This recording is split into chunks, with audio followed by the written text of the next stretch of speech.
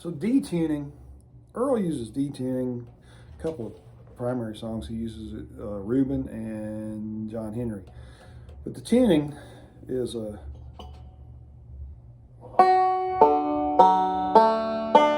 so that's an F sharp. The D's stay the same. It's a F, D. That's an F sharp. That's an A. D. So F sharp, D, F sharp, A, D. So from a G, so if you're in G, roughly, so you're going to take, you're going to lower your third string down to an F sharp, your second string down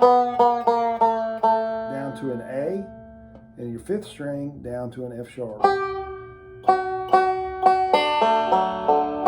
Once you're there, you're going to want to play around with like stuff you know, alternating roll.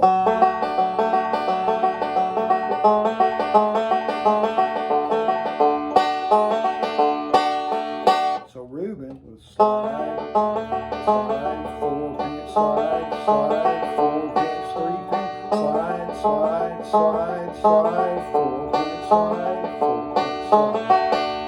Reuben had a train, drove it downtown to Maine.